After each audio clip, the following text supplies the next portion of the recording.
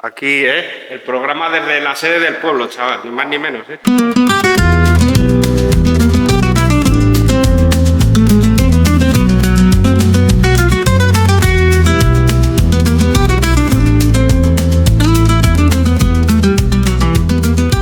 Bueno, pues vamos a por ello. Venga. Vale, pues bienvenida a toda la audiencia de Radio Diferida, de Hablar por no hacer ruido, concretamente, supervivientes del primer programa. Quisiera empezar esta charla citando a la invitada de hoy, que a su vez citaba a Pericles y contaba que Pericles distinguía entre los ciudadanos que se preocupan por la política, que clasificaba como personas con derechos, puede ser, ¿no? Eso es, correcto. Frente a los que pasaban de todo, que formaban parte de los idiotas. Efectivamente. Esto lo decía Pericles, no lo decimos nosotros. No, pero bueno, quizá nos lo tenemos que hacer mirar, efectivamente. O sea, sí. Quiero decir que preocuparnos por el día a día, por la coyuntura, por los derechos de todos y de todas, debe ser una obligación casi ciudadana, ¿no? Sí. Eso es. Quien cree, me decía el otro día, me decían, no, es que yo paso de la política. Digo, bueno, haces bien, tú pasas de la política, pero la política de ti no pasa, o sea, que mira a ver. Ahí está el problema, ¿no?, que afecta al día a día, eso aunque es, no... Eso es. Bueno, con esta cita decía Henar Moreno, que es nuestra invitada de hoy, se calificaba como animal político.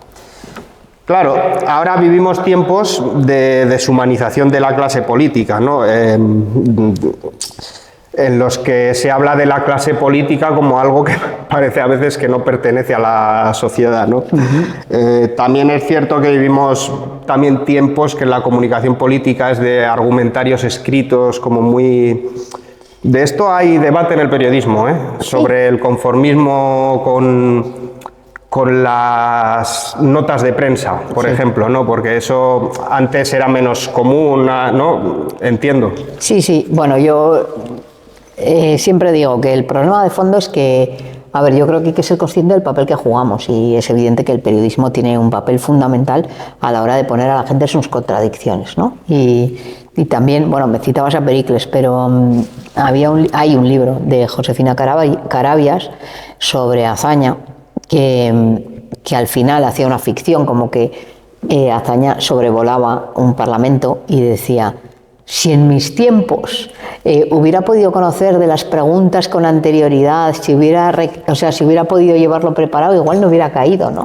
Y eso también influye mucho. Yo creo que el parlamentarismo tiene que cambiar, tiene que recuperar el parlamentarismo del siglo XIX, en el que había una agilidad donde... Por eso digo que decías, el tenerlo preparado, ¿no? Yo soy poco de tenerlo preparado. Yo creo que... Percibo, y no personalizo, porque son mucha gente la que está metida en política, pero que sí que hay como miedo, hay un encorsetamiento, ¿no? Ese Alfonso Guerra que disentía de Felipe González, ¿verdad? Sí. Eso ya son otros tiempos, parece. Bueno, se ve a Paje. Sí, pero al final está todo muy medido, es verdad que está todo muy medido. Yo creo que, bueno, yo empecé a militar en política con 18 años y... Bueno, sí, ahora te presento, claro, porque nos estamos liando. Diría antes, ¿no? Incluso, pero bueno, cuando empiezas a militar porque te lo pide el cuerpo, porque quieres cambiar las cosas, porque quieres, bueno, pues pelear por esos derechos que conquistaron por nosotras y que hay que mantener ahí, pues da igual lo que te digan. Estamos aquí para cambiar las cosas y a eso empeñamos nuestro esfuerzo. A eso vamos a ir porque se me ha desbarajustado un poco la introducción. Eso me pasa a mí, que yo... Pero bueno, estamos con Henar Moreno, diputada por Izquierda Unida en el Parlamento de La Rioja, militante de Izquierda Unida y del Partido Comunista desde el 91, si no me equivoco. Mis 18 añitos. Ex vicepresidenta de la Mesa del Parlamento, ex coordinadora federal de Izquierda Unida Rioja. No, regional, eso. Regional. Eso es. Federal, perdona, he dicho federal, sí. Pero claro, sobre todo porque para eso te formaste abogada. Sí. Supongo. Sigo ejerciendo también, de abogada, o sea... Y vamos a hablar de un caso que llevaste bastante mediático. Sí. ¿Quién es la Henar que decide dedicar parte de su vida a determinadas causas. Sí. Bueno, pues yo he mamado la política. Tengo que decir que vengo de una familia, por un lado, por el lado materno, muy de izquierdas, y por el lado paterno, muy de derechas. En mi casa se ha discutido de política siempre, pero sobre todo yo digo que tengo una segunda madre, ¿no? Ya esta mañana una canción cantada a las abuelas. Las abuelas, claro, yo tuve abuela hasta los 45 años, mi abuela me lo ha dado todo, me ha formado en este ámbito. Mi abuela tenía 8 años cuando empezó la guerra civil, era comunista. Hay una entrevista a mi abuela cuando era candidata de Izquierda Unida en el Ayuntamiento de Lardero. ¿En la República? No, aquí, o sea, aquí ahora, vale, ya, claro. ya muy mayor, y decía, Vale, yo no soy de izquierda, soy roja, era el titular de mi abuela, o sea que por ahí abrimos camino. Y en ese sentido, bueno, yo creo que la política, o sea, yo soy muy respetuosa también, porque digo, mi lado paterno es de derechas, y creo que la política es el instrumento para cambiar las cosas. Luego disentiré con los del otro espectro político, pero creo que lo importante es saber que el ser humano, las personas, los que habitamos esta tierra, tenemos la capacidad de hacer de este mundo un mundo mejor. Y entonces, bueno, pues lo he mamado, por un lado, y cuando tuve 16 años empecé mi militancia en el sindicato de estudiantes contra esa guerra del Golfo, de la que tanto me he acordado después, ¿no? Porque ahí, más allá de, claro, muchas veces hablamos de lo que ha aprobado el PP, el PSOE, el Izquierda Unida en este Parlamento, pero realmente a la vez que en estos momentos están masacrando a la gente en Gaza, ¿no?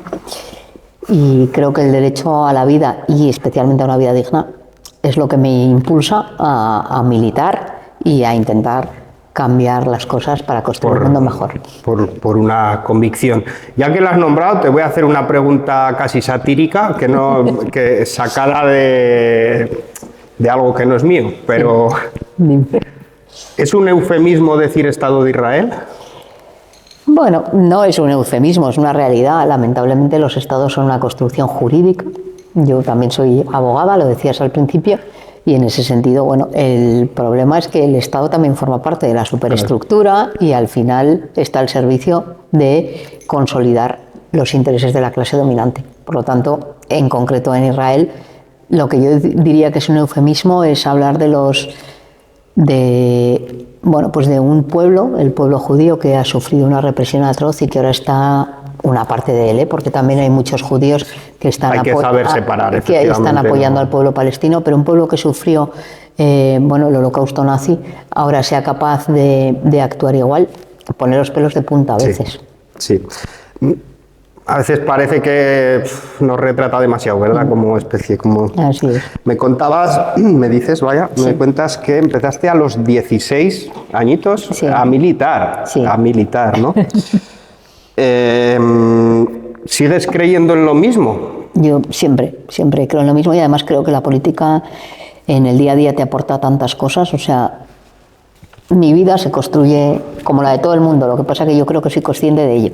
Se construye en torno a la política. La política es lo que marca el devenir de la sociedad, los pactos, las negociaciones, y por tanto a mí la política también me lo ha dado todo. Quiero decir, tengo una pareja que viene del mundo de la política, que conocí en este mundo, tengo grandes amigos, tengo una hija que ya milita en política. Sí, es un animal político.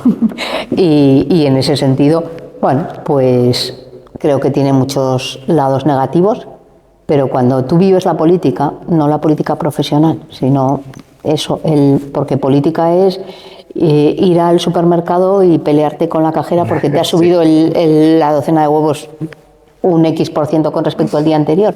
Política es todo, pero creo que eso hay que reivindicarlo, porque cuando la gente dice que la política no es para mí, el problema, lo decía al principio, ¿no?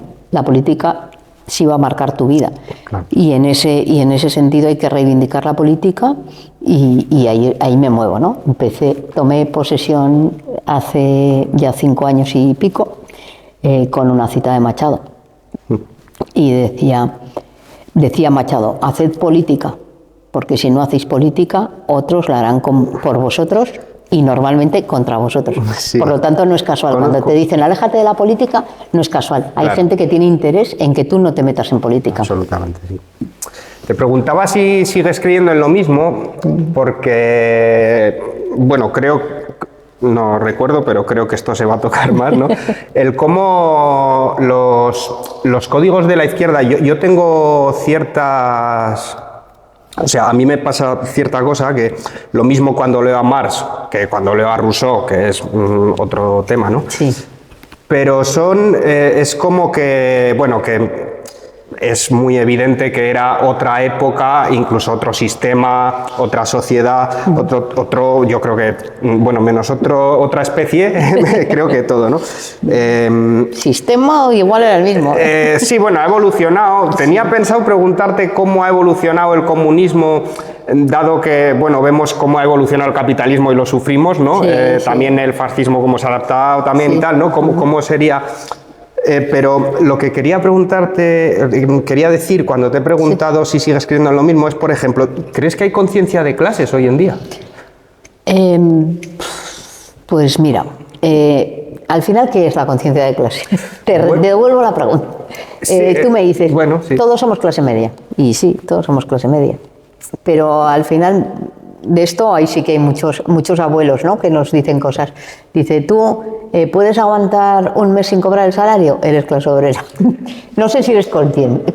A eso voy, a la conciencia de saber realmente dónde estás y no dónde te gustaría creo o que en crees. cierta medida se está perdiendo, pero se está perdiendo porque yo creo que hay que ser conscientes, hay que recuperar la batalla cultural.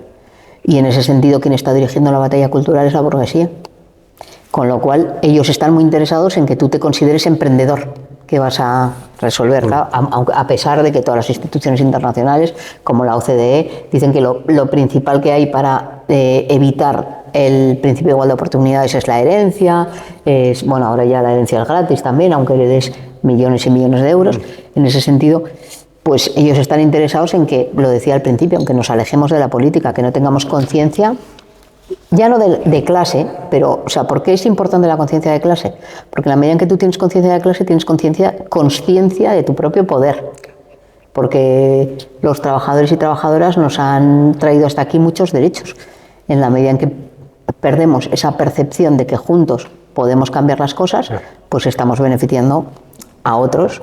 Y por tanto, pues sí, en la medida en que ganan esa batalla cultural, pues lo tenemos más difícil, pero bueno, sí, creo que también la gente en un momento dado se da cuenta de repente, ¿sabes? De repente ahí va, no, es que no llego a final de mes, ahí va, no, es que mi hijo quiere estudiar y no puedo, es que dimos una batalla importantísima para el acceso, por ejemplo, a la educación universitaria por parte de los hijos y las hijas de los trabajadores. Y ahora nos encontramos con que... Con los másteres. Con los másteres, no, incluso con las universidades. Es que yo cuando estudié Derecho, en clase estábamos 500, o sea, en mi curso estábamos 500 alumnos. Y ahora hay 80. Mientras tanto han proliferado un montón de universidades privadas que solo pueden pagar unos pocos. Claro.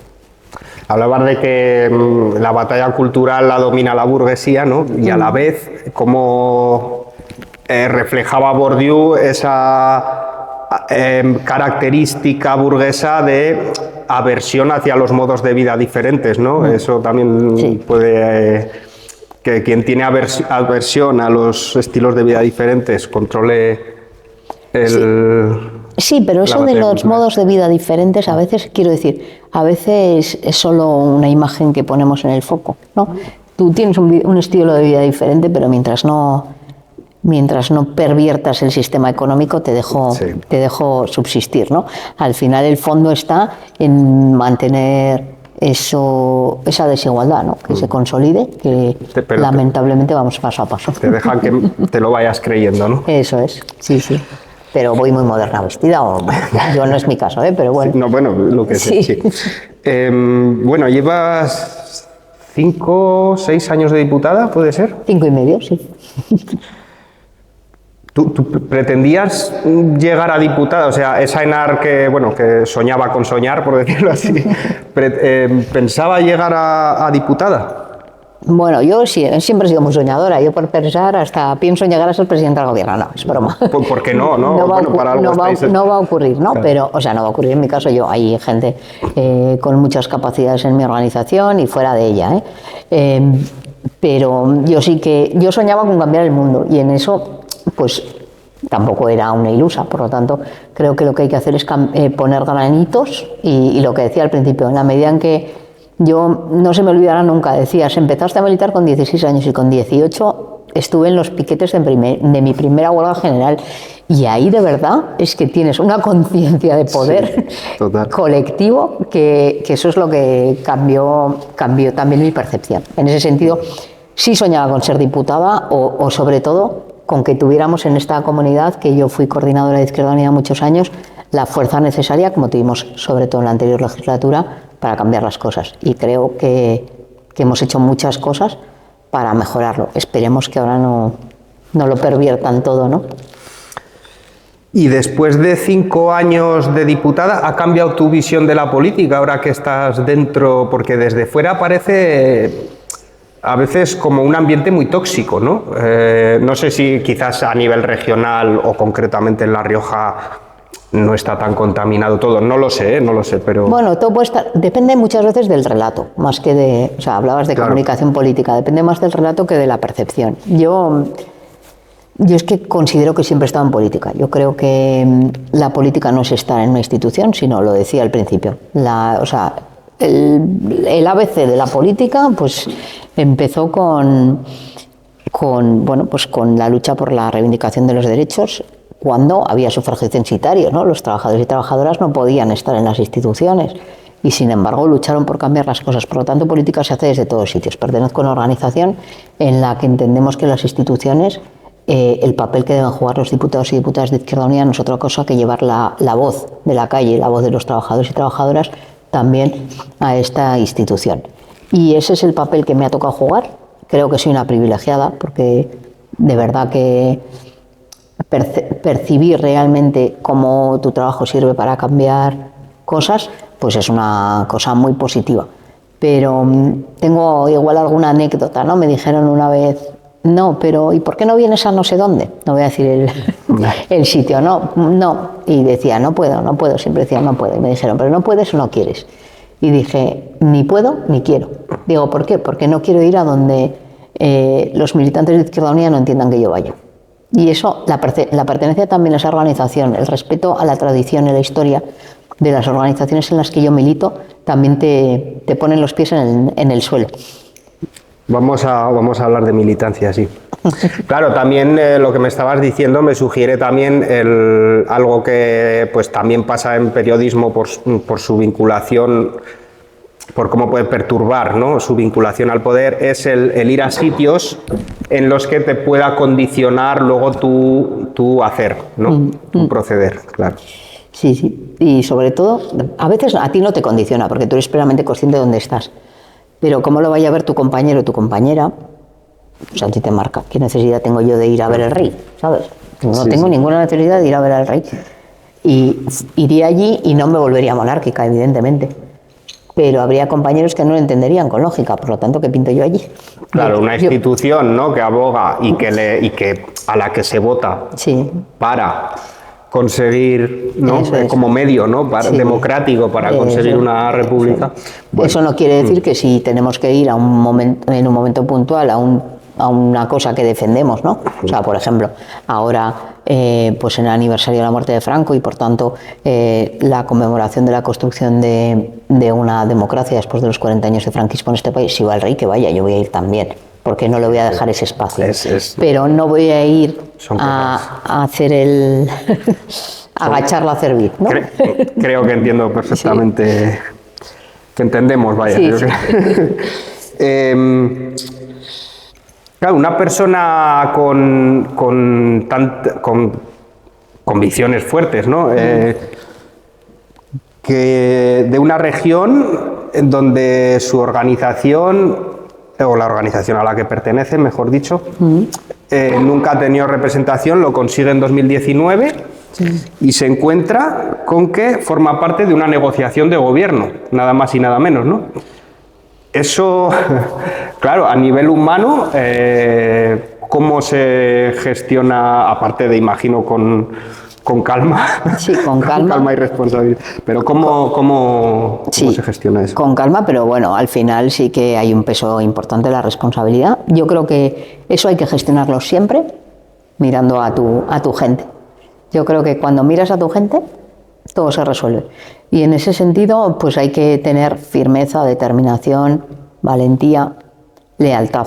Lealtad a tu organización, a tus compañeros y a tus compañeras. Al final me dicen, no, es que estáis muy entregados a las organizaciones.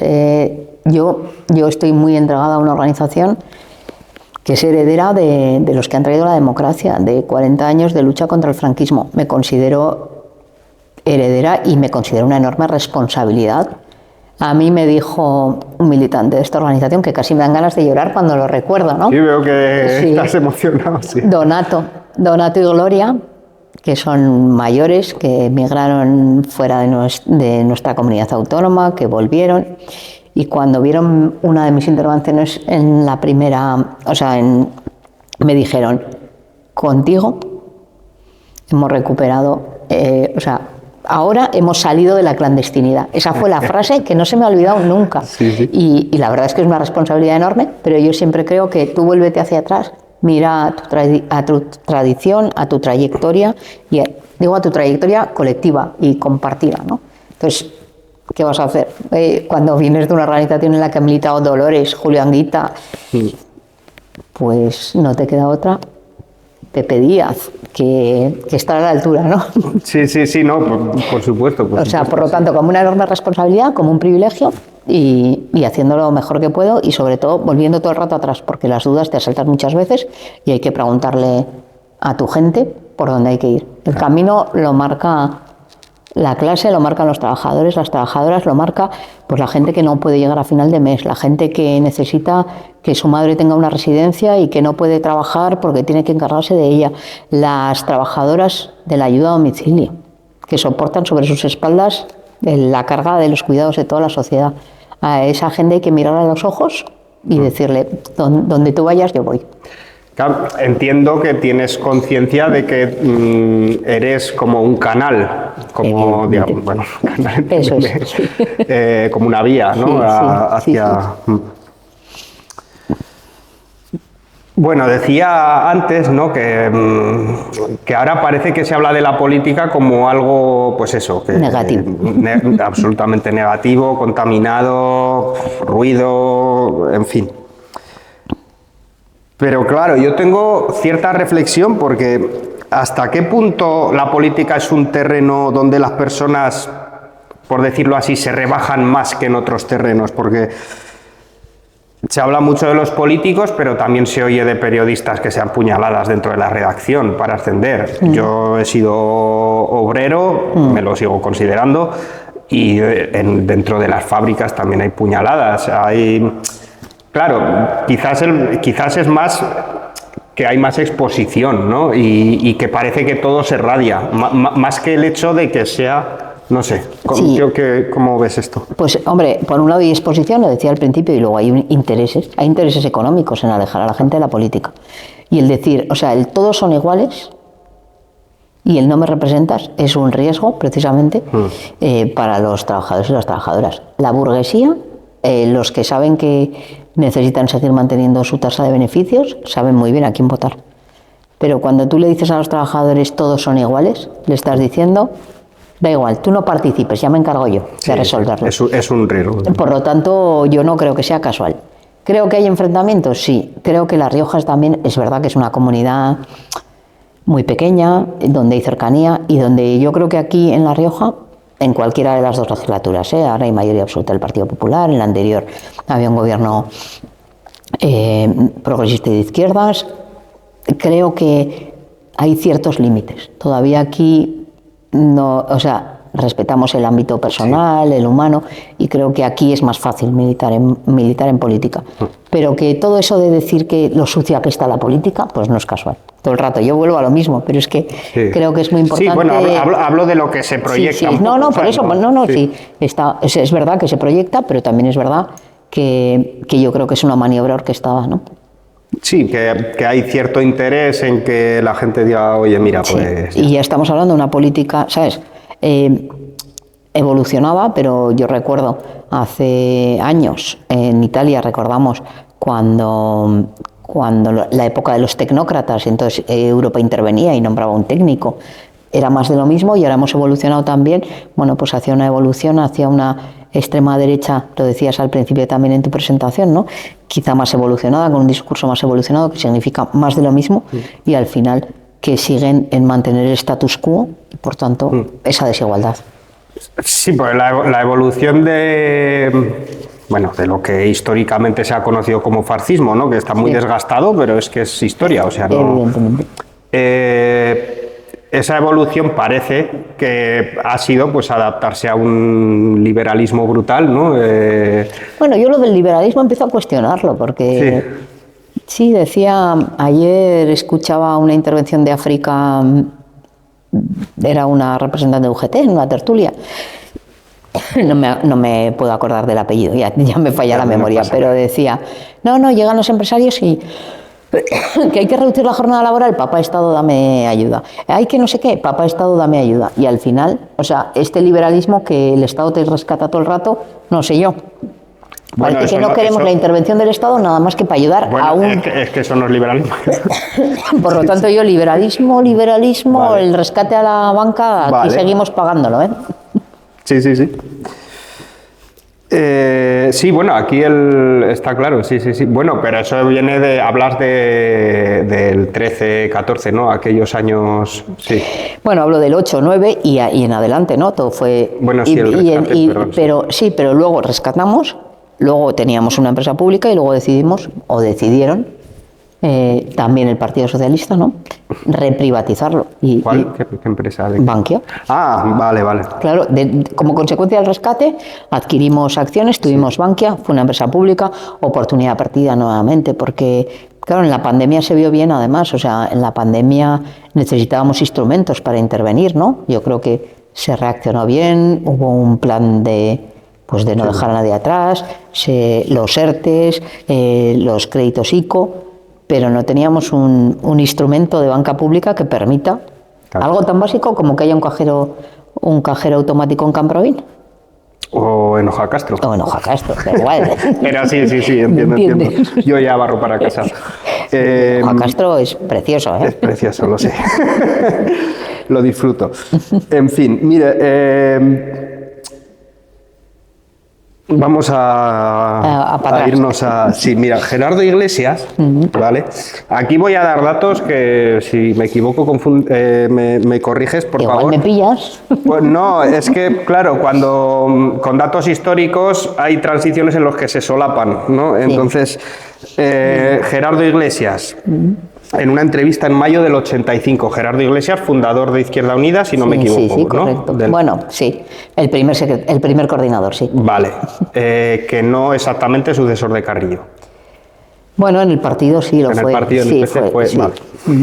Bueno, era por dar más datos, no tiene que ver en realidad. 12 años tenía yo, digo, porque no es más difícil que te pille. No, era porque puedo dar algún dato que no sea. Claro. En mayo del 85, en una entrevista que le hizo Joan Barril para El Món, periódico catalán, decía, en un contexto, y esto es importante, el periodista le preguntaba, bueno, ¿y usted cuándo va a Cantabria? ¿Cómo va el tema con el tema de los mineros, el partido y tal?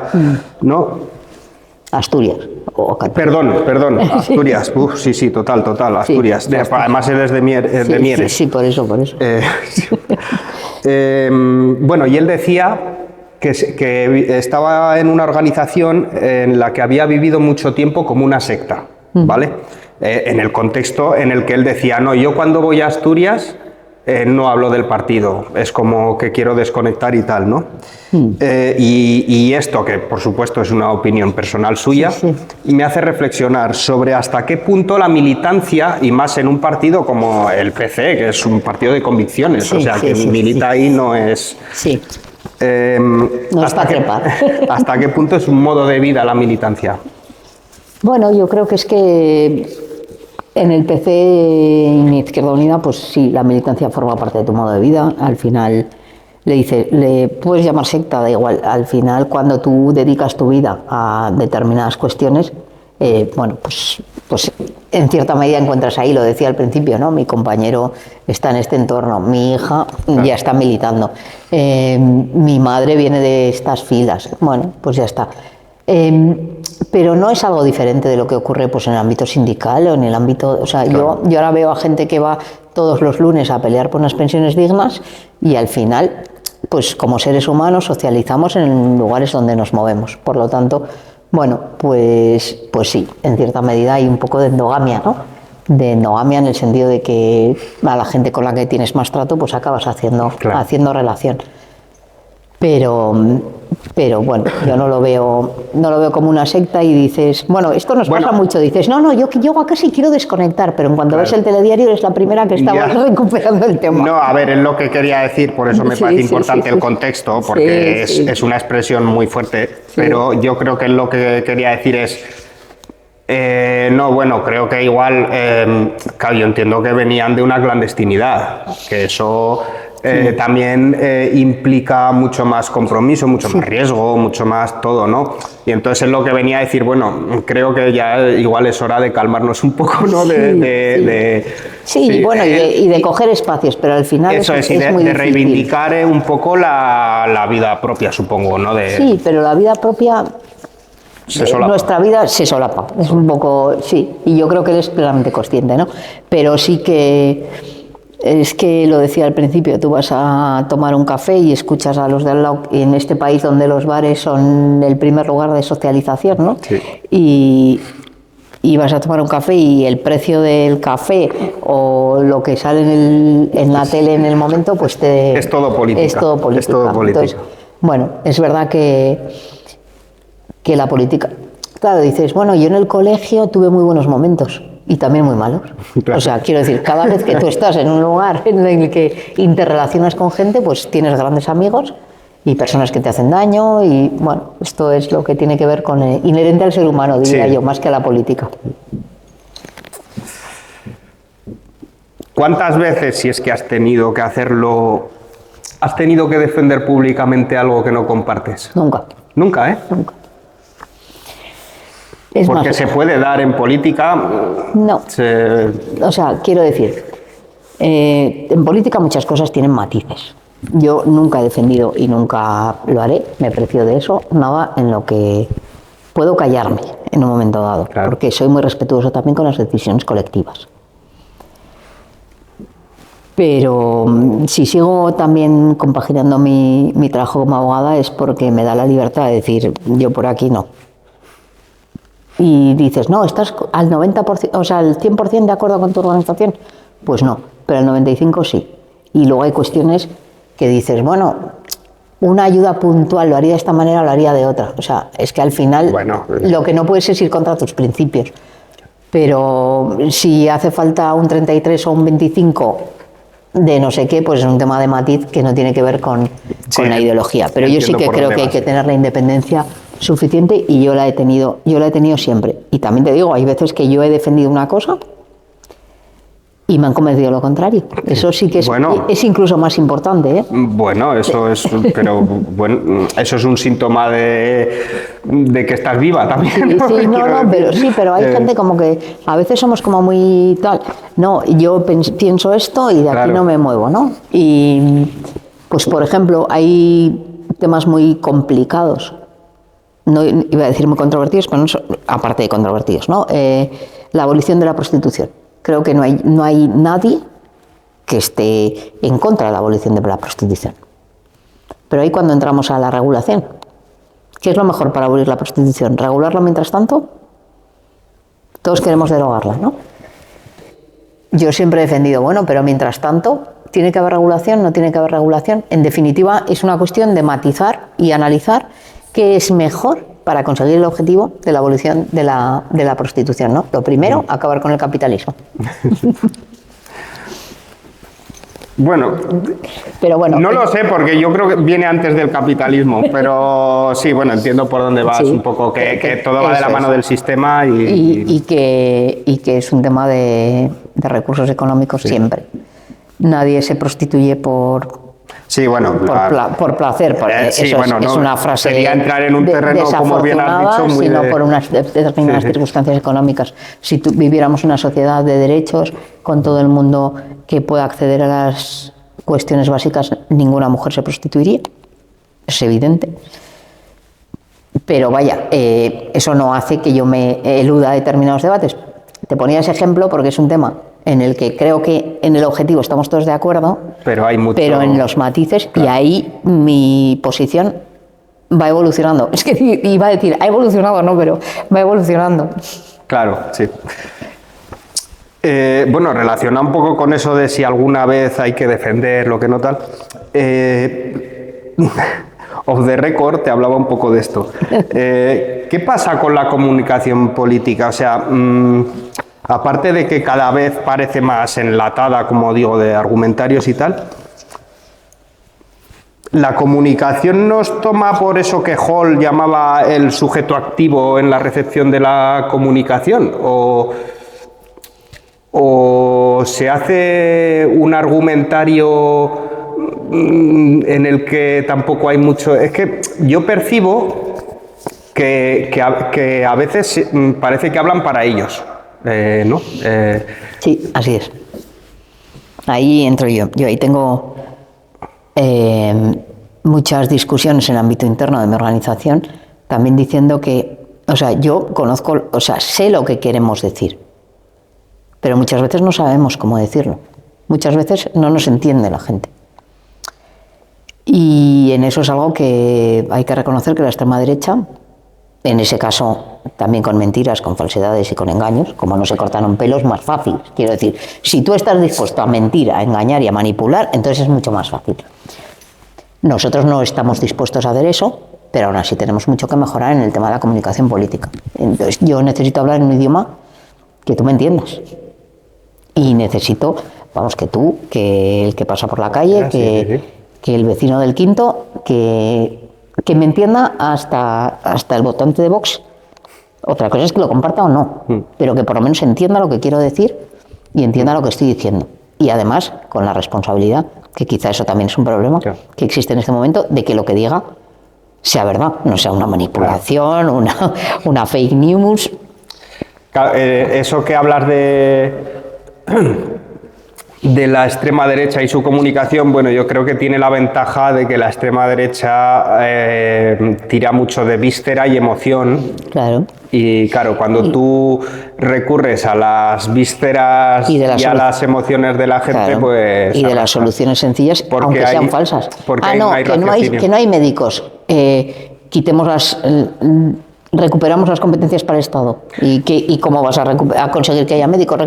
Da igual, pero tú dices eso, que es como una receta mágica, y dices, pues vamos a probar. Bueno, se saltan la parte racional, ¿no? Para ir directo a la... Sí. Bueno, pero yo también creo que con lo emocional hay que jugar. Yo creo que a todos nos mueve también lo emocional. Sí, pero... Sí, no, digo en el plan bueno, hay que hacerlo, sí. Hay que darle la vuelta a lo que hace, claro. a lo que hace la extrema derecha.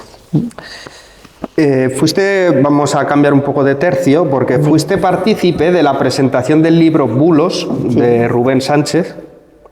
Bueno, primero te preguntaré qué hacías ahí. Bueno, si conoces a Rubén. No lo conocía, me lo conocí en ese momento.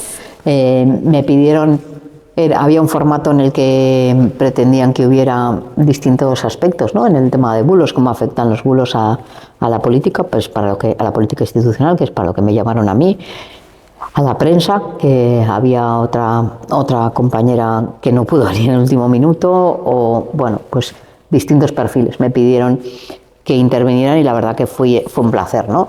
Porque yo a Rubén lo definiría como un militante también, y yo con los militantes siempre tengo sintonía, ¿no? Hay muchas maneras de militar, y en ese sentido combatir los bulos es algo muy cansado, estar todo el día pleiteando, y le fue bien, pero yo que soy abogada sé que muchas veces, aunque pelees, te va mal, porque podíamos hablar también mucho de la justicia.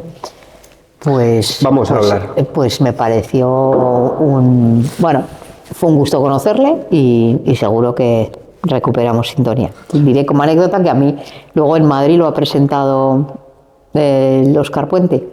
¿Ah? Que a mí me bloqueó en Twitter, pero bueno. No tengo Twitter ahora X, pero Sí. bueno, tengo entendido que es muy activo. Sí, mucho. Vale, esto respecto a los bulos, vale, yo entrevisté por motivos académicos, aunque el pronóstico es que esté aquí alguna de estas semanas, a Pablo Álvarez, Sí. director De La de Rioja. redacción De La Rioja. del diario La Rioja. Jefe de redacción. Jefe de redacción, perdón. Sí. Estoy con los términos un poco espesos. Que el periodismo no puede controlar los bulos. Esto, algo tan potente, responde a que él explica que durante unos años se creyeron con capacidad de digamos, controlar como la policía Sí, de los sí, bulos sí, y tal, y como que resulta imposible, ¿no? Quizás este no es un problema que viene de los periodistas que sí lo son, quiero decir, ¿no? Quizás es otra cosa, ¿no? O sea, esto es un problema para el periodismo, sí, porque le desacredita como tal, pero ¿cómo se pueden controlar los bulos? Que es un poco la pregunta. Yo puedo estar de acuerdo, pero tiene mucho que ver, esa incapacidad tiene mucho que ver con la precariedad de la profesión. Ya lo siento. No. No, Hombre. porque digo por dónde va tu formación, ¿no? Pero claro, cuando tú tienes que... se han visto reducidas las plantillas de los medios de comunicación, cuando tienes que producir X noticias, al final pues tu trabajo se convierte en repetir notas de prensa, coger, ni preguntar, ni cuestionar, ni investigar, ni analizar qué hay de verdad o de mentira. Yo no creo que sea imposible desmontar los bulos. Creo que hay que destinar medios. Bueno, y que como quiera que a los propietarios de los medios de comunicación tampoco les interesa demasiado desmontarlos, pues lo dejan pasar, sí. No diciendo, no, tú no investigues, sino cargándote de trabajo para evitar que puedas. Te iba a citar otro libro que también presenté aquí, Pescar el salmón, de Yago Álvarez, que explica muy bien también cuál es el efecto de esos bulos, ¿no? En ocasiones, un titular que no es mentira. O sea, el bulo no solo es poner una cosa que es mentira, sino poner una cosa que tiene una parte de verdad, con lo cual lo haces creíble, para dar una idea contraria a la realidad. Y además, en Pescar el salmón, que decía que es un libro maravilloso para mí también, divulgativo, pero que es ameno, que es entretenido y que nos permite intentar entender algo de economía, a los que no sabemos nada de economía, pues venía a explicarlo, ¿no? También como esos medios económicos, El Mundo, pero también Expansión, 5 días, pues lo que hacen por un lado es un poco lo que hablábamos antes también con la política, alejar al ciudadano medio. Tú no entiendes de esto, ya van a venir los expertos a decirte lo que es rentable económicamente para ti, que este es el problema de fondo, y a veces no solo son los bulos, y luego lo que da credibilidad a un bulo es que un medio con caché, con respeto, pues se haga eco. Y es verdad que una mentira repetida 1000 veces se hace una verdad, ¿no? Y en ese sentido... Que igual hay algunos que no salen del periodismo, pero el periodismo los difunde. Claro, los difunde, pero además han cumplido en teoría la norma, o sea, han mirado, tienen la fuente, está todo analizado, pero como la cosa va tan rápida y no hay posibilidad de repreguntar ni en ocasiones, ¿no? Claro. A mí me preocupa mucho más una cosa. Antes, hace no muchos años, los medios de comunicación se quejaban, los periodistas de los medios de comunicación se quejaban de que no había preguntas. Sí. Ahora ya ni se quejan. Da igual que haya o no, porque nadie hace. Bueno, es un poco... Porque tienen que ir corriendo a la siguiente rueda de prensa, entonces... No, y es un poco lo que te he dicho de este debate que hay en el periodismo sobre ese conformismo ya que se ha instalado, bueno, que hasta qué punto esto es sano. Pero tiene mucho que ver con esa precarización que impera en el ámbito de los medios de comunicación, en mi opinión. ¿Son las mentiras un arma de destrucción? Las mentiras que parecen verdades, quizás sí. Pero yo creo que la mayor arma de destrucción es conseguir que la gente pase de la política. Eso sí que es un arma de destrucción. ¿Y la libertad de expresión es la libertad de mentir? No, nada tiene nada que ver. La libertad de expresión influye en las opiniones, no a los hechos. La diferencia está en, o sea, cuando hablamos de libertad de expresión estamos hablando de opiniones. Yo opino que X cosa está bien o está mal, que incluso es bonito o es feo. Eso es opinión y es libertad de expresión. Pero los hechos son hechos objetivamente. Bueno, esto lo pregunto porque hay gente que quita hierro diciendo que, bueno, que es que no hay una verdad absoluta, ¿no? Yo he escuchado decir, bueno, es que, claro, no es una verdad, aunque si una cosa es mentira, pues es mentira. O sea, evidentemente. Es sencillo, Entonces, ¿no? claro, ese es el problema de mezclar la opinión con la información. La información tiene que ser veraz y la opinión no puede ser veraz. Pero ¿qué es lo que pasa?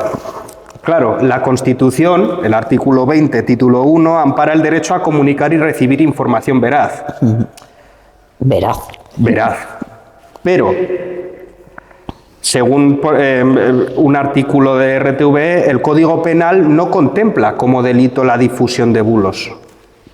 Solo cabe la posibilidad de que entren en tipos penales. Como el delito de odio. Tú como abogada, pues como puede ser el delito de odio, el derecho al honor, etcétera, ¿no? Correcto. Claro, por ejemplo, Alvise tuvo que indemnizar a Carmena con 5.000 euros. Bueno, 5.000 euros por difundir. Cuando había ganado por difundir. 200.000, vale. Claro, ese es otro tema, ¿no? ¿Cuánto se gana con un bulo y cuánto te cuesta?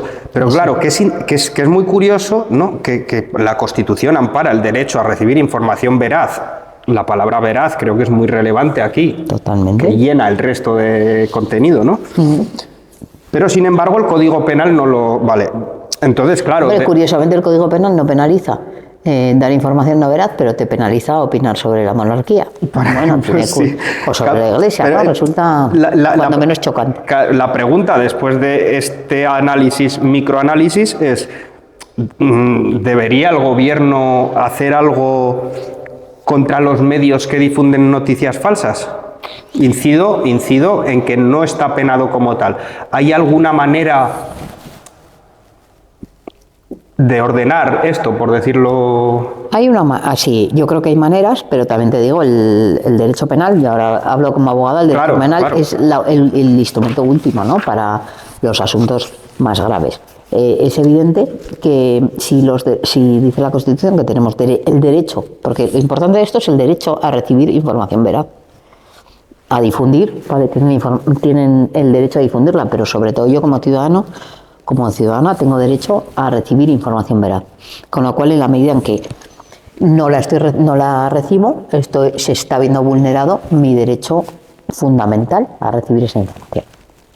Con lo cual, no solo el Código Penal es un instrumento, también el ámbito civil. En muchas ocasiones decías, le obligaron a indemnizar a Carmena 5.000 euros. A veces vale más que me indemnicen, o le cuesta más indemnizar en 2 millones de euros que le condenen a 2 meses de prisión, que no va a cumplir, ¿no?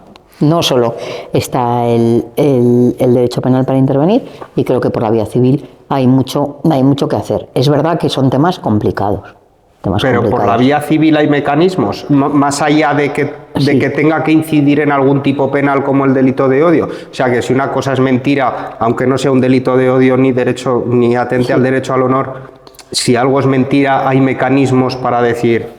En la medida en que se vulnere mi derecho a la información veraz, sí. A la información veraz, vale. Podríamos ir por ahí, pero en cualquier caso. Hay veces que se trata más sobre todo, esto es un problema de fondo. Mira, si un medio de comunicación que emite constantemente informaciones no veraces, que los hay.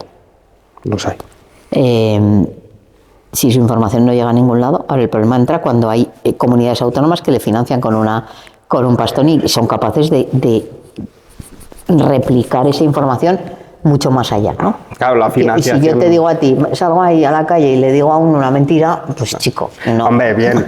No, pero que quiero decir, el problema de fondo es que lo que sí que se ha detectado ya es que hay comunidades autónomas y partidos políticos que gobiernan en determinados lugares que están subvencionando a pseudomedios, y digo pseudomedios, que dan todo este tipo de informaciones no veraces. Algo que creo que no da lugar a debate es que la financiación de los medios condiciona su labor. Claro, así es.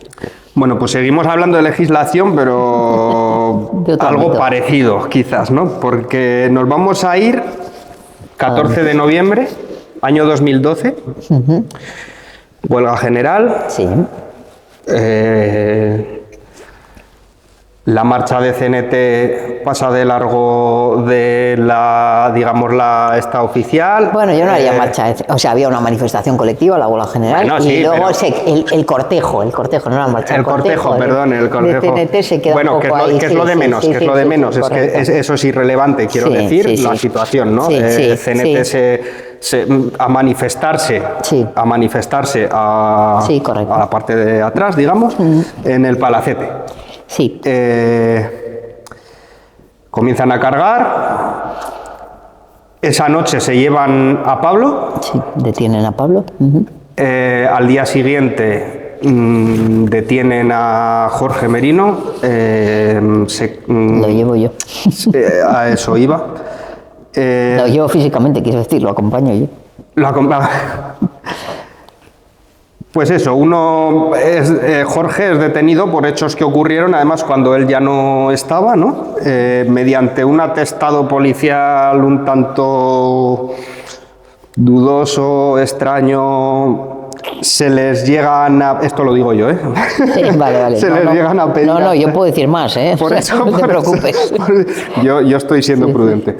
Pero, bueno, les llegan a pedir hasta 9 años de cárcel. Sí. 10. A Jorge llegaron a pedir en un momento dado 10. 10 y porque medio. Tú fuiste abogada de Jorge. Fui primero de los dos, sí, y luego de Jorge, sí. Fuiste primero de los dos, vale, no sabías. Entonces, es el llamado no caso del 14N aquí en La Rioja, 8 años de juicio. Sí. 8 años de espera para el juicio. A ver si van a creer que estamos todos los días. 8 años de espera para el juicio. Lo he narrado bien, más o menos. Es una pregunta, no una afirmación. Y bueno, pues 8 años que me gustaría que sintetizases un poquito. Bueno, pues creo que sintetizar eso es complicado, sobre todo para las personas que lo han padecido, ¿no? Porque a lo largo de 8 años pasan muchas cosas en la vida de la gente, más con determinadas edades. Por lo tanto, bueno, son 8 años de pena de banquillo, que se llama, ¿no? Estás aterrado de que te puedan condenar cuando te están pidiendo desde 10 años y medio, 8 años por no hacer nada, por manifestarte, por ejercer la libertad de expresión y por decir, bueno, pues por sumarte con un montón de gente a una movilización que sirve para cambiar las cosas.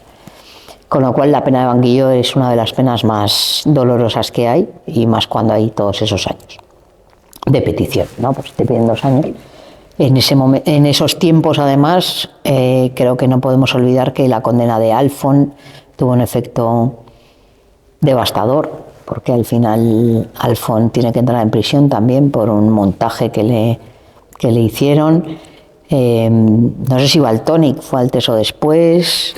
O sea, creo que después. Eso fue creo después, que Valtònyc sí. Después. Alfon, la verdad que tengo un vago recuerdo. Alfon Es fue que no, es antes, que no, pero iba a decir, ahí va. Sí, bueno, ha habido más movidas, más asuntos, más condenas, por lo tanto, pues miedo. Se define como miedo, lo que tuvieron que vivir, ¿no? Pero bueno, es que aquí en La Rioja nunca se había vivido. Yo creo que yo no había vivido nunca una carga. Yo estaba allí, tengo que, ¿por qué no decirlo? Yo estaba ahí cuando empezaron a cargar. No se me va a olvidar un señor.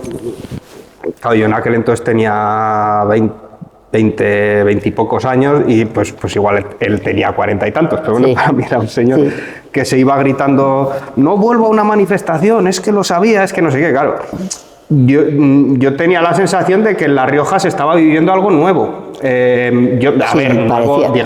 Parecía retrotraernos a los años 70, es verdad, porque fue una una represión bestial.